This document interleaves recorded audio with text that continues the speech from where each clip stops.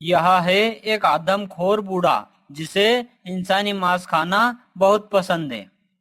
पिताजी, आपको कितनी बार बोला है कि ये बुरे काम करना छोड़ दो, लेकिन आप सुनते ही नहीं। हैट, ब्रर, हैट, चलो चलो चलो।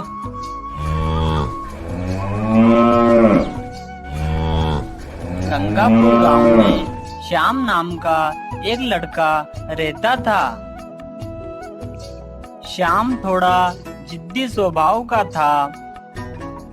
सुबह होते ही श्याम अपनी गायों को गांव से दूर नदी किनारे ले जाता था। दिन भर गाय चराने के बाद श्याम को घर वापस आ जाता। श्याम की यही दिनचर्या थी। श्याम जब एक दिन गाय चरा रहा था तो उसे बहुत जोर से भूख लगने लगी। उसने सोचा कि चलो नदी में जाकर पानी ही पी लेता हूँ। यह सोचकर वह नदी की तरफ चल देता है। श्याम जब नदी के किनारे जाता है तो देखता है कि नदी में एक आम बहकर आ रहा है। अरे वाह वाह, लगता है यह आम मेरे लिए ही बहकर आ रहा है इस नदी में। चलो जल्दी से जाकर इसे उठा लेता हूँ और खा लेता हूँ। मुझे तो भूख भी बहुत जोर से लग रही है।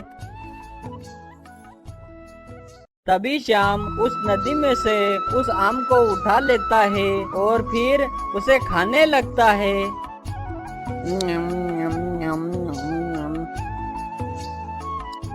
अरे वाह वाह, यह आम खाकर तो मजा ही आ गया।